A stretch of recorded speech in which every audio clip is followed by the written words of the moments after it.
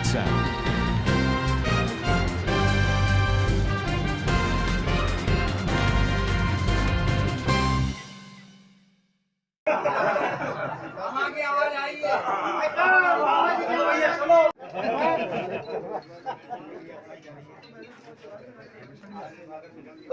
महाराज की जय हो। बोल मधानिया भैरव धाम की जय हो। गुरुजी महाराज की जय हो। यहाँ पर देखिए मिठाइयाँ बांटी जा रही है, खुशी शुरू करें। सबसे पहले तो मैं अजमेर की जनता को धन्यवाद दूंगा कि 90 निकायों के चुनाव में एकमात्र निगम था जिसमें भारतीय जनता पार्टी को स्पष्ट बहुमत मिला। इसके लिए अजमेर की जनता धन्यवाद की पात्र है। अजमेर के पार्टी के सब कार्यकर्ता जिन्होंने परिश्रम किया और मेयर और डिप्टी मेयर दोनों पदों पर ही अच्छे अंतर के साथ भारतीय जनता पार्टी जीती। आज मैं इनके पदभार ग्रहण समारोह में आया हूं। पार्टी की और मेरी अपेक्षा है कि अजमेर के मिजाज के मुताबिक ये लोग इस शहर की सहूलियत के लिए, इस शहर की सुंदरता के लिए, इस शहर की स्वच्छता के लिए और इस शहर को एक व्यवस्थित शहर बनाने में योगदान देंगे, उस पर काम करेंगे। मित्रों, 90 निकायों के चुनाव हुए। उन चुनावों के जो परिणाम आए थे उसमें एक निगम था, 9 नगर परिषद थी और शेष नगर पालिकाएँ थी। निगम में भारतीय जनता पार्टी को बढ़त मिली। 9 में से 6 नगर परिषद में भारतीय जनता पार्टी जीती और कुल मिलाकर 3000 कुछ वार्डों में 1140 पे भारतीय जनता पार्टी और 1190 पे कांग्रेस जीती। 25 जगह पर भारतीय जनता पार्टी को स्पष्ट बहुमत मिला, कांग्रेस पार्टी को 19 जगह मिला। आमतौर पर अभी तक ये होता आया था कि सत्ता के साथ में जनता का मिजाज चलता है, लेकिन इन चुनाव के अलावा भी पंचायती राज के चुनाव हुए। 21 जिला परिषदें थी, उस पर 14 पर भारतीय जनता पार्टी जीती, कांग्रेस मात्र 5 पर जीती। 2 करोड़ 41 लाख मतदाता थे। भारतीय जनता पार्टी 1.5 लाख मतों से कांग्रेस पार्टी से आगे रही। राजस्थान के पंचायती राज के इतिहास में ये पहली बार हुआ कि जब सत्ता की बजाय किसी विपक्षी दल को बढ़त मिली। ये दिगर बात है कि नेहरू जी के ज़माने के आंकड़े पेश करके अशोक गहलोत जी अपनी सरकार की और पार्टी की सफलता बताते होंगे, लेकिन ये अंधे आदमी को दिखता है कि आंकड़ों की जीत भारतीय जनता पार्टी के पक्ष में थी, वो भी उस समय कि जब सत्ता के मिजाज के साथ जनता चलती है। अब सरकार का मध्यांतर पूरा हुआ, लगभग 2.5 साल होने को आएंगे। ये देखा जाता है कि किसी भी सरकार के खिलाफ, जिसको एंटी इनकम्बेंसी कहते हैं, सत्ता विरोधी लहर कहते हैं, सत्ता विरोधी आक्रोश कहते हैं, ये 4 साल में 5 साल में इलेक्शन ईयर में डेवलप होता दिखता है।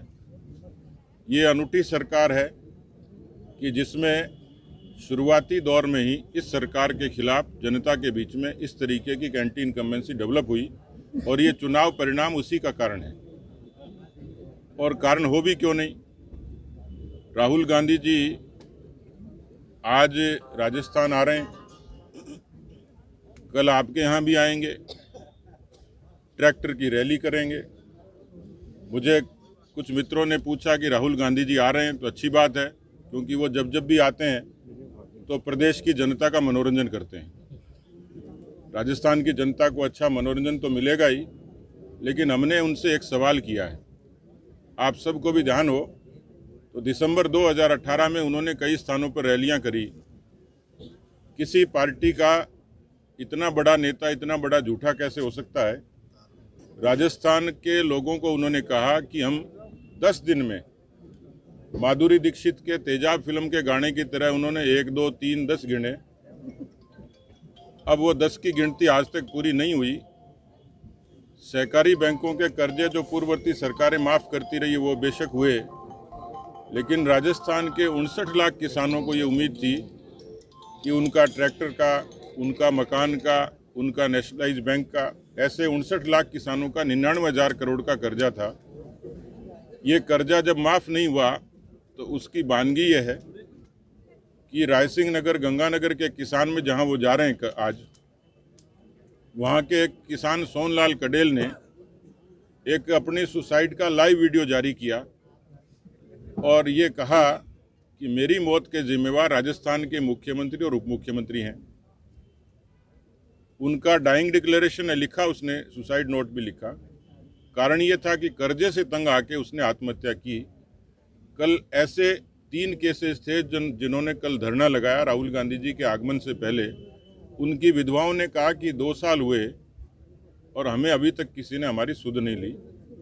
ये एक वानगी है, वो दुनिया में कुछ भी करें, किसानों के नाम पर अवसरवाद की राजनीति वो कर रहे हैं। उनको 50 बरस तक अवसर मिला था, तो देश की जनता के, किसानों के जहन में ये तो साफ तौर पे आता ही है कि हिंदुस्तान के करोड़ों किसानों को किसान क्रेडिट कार्ड की सौगात देने का काम वाजपेयी जी की सरकार ने किया। और उसके कालांतर जितने भी रिफॉर्म हुए, 9 से 4% की ब्याज दर पे लोन देने का काम भी राजनाथ सिंह जी कृषि मंत्री थे उस सरकार में हुआ।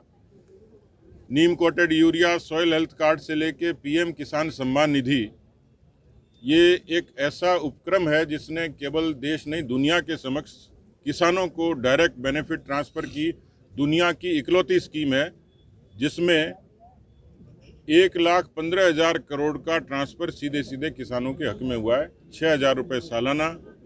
बहुत छोटे किसान, आदिवासी और बहुत सीमांत किसान, उनको इसका अच्छा बेनिफिट मिलता है। ये बात उन्होंने स्वीकारी है और दिखती भी है। 50 वर्षों के इस कालखंड में कांग्रेस पार्टी के लोग बता दें कि उन्होंने कौन सा ऐसा बिल पेश किया जिससे किसानों की भलाई हुई। आज वो आ रहे हैं, लीपापोती करेंगे। कांग्रेस पार्टी पिछले अरसे से कश्मीर से कन्याकुमारी तक, अटक से लेकर कटक तक जो देश पर राज करती थी, आज केवल 3.5 प्रदेशों में है। राजस्थान के किसानों को गुमराह किया, कदाचित उसके कारण ये सरकार आई होगी।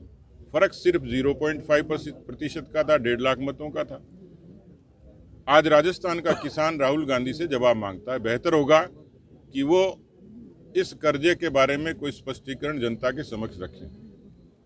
दूसरा मित्रों, सरकार का मध्यांतर है, सदन भी चल रहा है और सड़कों पर भी चर्चा है। राजस्थान एक पीसफुल स्टेट माना जाता था, अपेक्षाकृत शांत प्रदेश।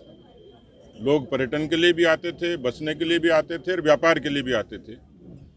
लेकिन इस समय न तो अजमेर सुरक्षित है, न जयपुर सुरक्षित है। राजस्थान के इतिहास में 5,80,000 मुकदमे, जिसमें गैंगरेप से लेके, बलात्कार से लेके, दुष्कर्म से लेके, ये तमाम इस किस्म के मुकदमे ये पहली बार राजस्थान की धरती पर दर्ज हुए हैं। किस तरीके से सरेआम, अभी आपने रामगंज मंडी की घटना सुनी कि श्री राम जन्मभूमि के लिए समर्पण निधि का कलेक्शन करने के दौरान वहाँ राष्ट्रीय स्वयंसेवक संघ के जिला संघ चालक रामगंज मंडी के दीपक शाही जी पर गोलियां चलाई गई। आपने पिछले दिनों देखा होगा कि जयपुर के और अनेक जैन मंदिरों से मूर्तियां चोरी हुई। तो इस राज्य में न तो भगवान सुरक्षित है, न कोई संगठन सुरक्षित है, न आवाम सुरक्षित है। मित्रों, बेरोजगारों के बारे में इस सरकार ने जन घोषणा पत्र में कहा था कि हमारी सरकार आएगी तो हम नौकरियां देंगे, बेरोजगारी भत्ता देंगे। आज आप देख रहे हैं कि दर्जनों से भी ज़्यादा या तो भर्तियों के मामले लंबित हैं न्यायालयों में, या अफसरों की टेबल पर धूल खा रही हैं फाइलें। बेरोजगारी भत्ते का आलम यह है कि केवल 1.5 लाख लोगों तक इस 2.25 साल में बेरोजगारी भत्ता पहुंचा है। सूची एक लंबी है, बेरोजगारों की बड़ी फौज है। कुल मिलाकर इस सरकार को मैं यदि कोई रैंकिंग दूं तो ये सरकार हर तरीके से, हर मोर्चे पर फेल है। और इस फेल्योर का कारण इस कांग्रेस पार्टी का अंतर्कलह है, अंतर्विरोध है। और ये सरकार जुगाड़ की सरकार है। अजमेर का तो पता नहीं, लेकिन जयपुर के आगे दौसा की तरफ चलते हैं तो टायर का जुगाड़ करते हैं, स्टीयरिंग का जुगाड़ करते हैं, फंटे लगाते हैं और उसको चलाते हैं। हाईकोर्ट ने रोक लगा दी, पर फिर भी कांग्रेस पार्टी की सरकार जुगाड़ की सरकार चल रही है। बीएसपी के 6 लिए, 12 निर्दलीय लिए, 99 जीते थे, वो भी उसमें से भी कुछ भाग गए, कुछ रह गए। जो रह गए वो भी मुश्किल में, जो नहीं रहे वो भी मुश्किल में। तो कुल मिलाकर इतनी असमंजस की सरकार है कि जो भगवान भरोसे चल रही है। बीएसपी के विधायकों की सदस्यता का मामला सुप्रीम कोर्ट में लंबित है। 4 विधानसभा के उपचुनाव होने हैं। ये सारी परिस्थितियों को देखूं तो कांग्रेस पार्टी के खिलाफ ये आक्रोश इन चुनाव में भी साफ नजर आएगा। तो मुझे लगता है कि जिस तरीके से ये सरकार वित्तीय प्रबंधन के मामले में, कोरोना के कुप्रबंधन के मामले में, रोजगार के मामले में, कानून व्यवस्था के मामले में, किसानों से वादा खिलाफी के मामले में, यदि इसका पूरा समग्र दृष्टि से देखूं तो ये सरकार लाचार है, मजबूर है, बेबस है। और पिछले दिनों प्रश्न पत्र बड़े लीक हुए। किसी ने कहा ये लीक सरकार है। सरकार लीक हो गई थी बीच में, 19-20 भाग गए थे। तो लीक सरकार है और वीक सरकार है। और ये वीक सरकार पता नहीं इसका कब क्या हो जाए, कुछ कहा नहीं जा सकता। ऐसी कमज़ोर सरकार जो नैतिक रूप से हार चुकी हो, जिसका बहुत लंबा भविष्य नहीं है, तो मुझे लगता है कि राहुल गांधी जी किसानों की फिक्र करते हैं तो घर की फिक्र कर लें। इस पार्टी को संभालते तो शायद ये दुर्दशा नहीं होती। मोटे तौर पर मेरी बात पूरी हुई। आपका कोई प्रश्न हो तो स्वागत है। 5,80,000 जो आपने मुकदमे कोर्ट किए जी, किस अवधि के हैं? ये कांग्रेस पार्टी की दिसंबर में जब से सरकार आई है, 2 साल के। जी, पहली बार हुआ है। देखिए, देश में पेट्रोल और डीजल के दाम वो अंतर्राष्ट्रीय मानकों से तय होते हैं। ये पहली बार नहीं हुआ, क्रमिक रूप से बढ़ते ही जाते हैं। और कई बार जब अंतर्राष्ट्रीय कीमतें गिरती हैं तो कम होते हैं। लेकिन राजस्थान में सर्वाधिक इसलिए है कि यहाँ पर वैट 38% और 28% था। 2% की कमी करी है। यदि उसमें 10% की कमी करें तो राजस्थान के लोगों को डीजल और पेट्रोल सस्ता मिल सकता है। भारत माता की जय।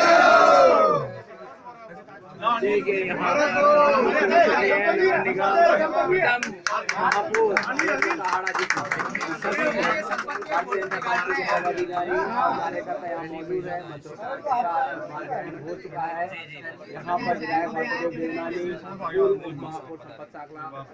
और देखिए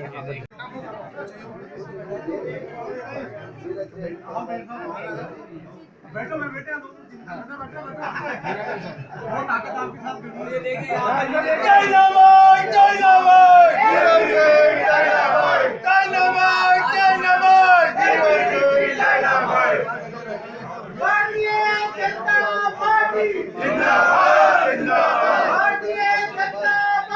जिंदाबाद जिंदाबाद चप्पा चप्पा भाजपा चप्पा चप्पा भाजपा सतीश पूनिया जिंदाबाद जिंदाबाद जिंदाबाद जिंदाबाद सतीश पूनिया जिंदाबाद जिंदाबाद जिंदाबाद सतीश पूनिया जिंदाबाद जिंदाबाद जिंदाबाद जिंदाबाद जिंदाबाद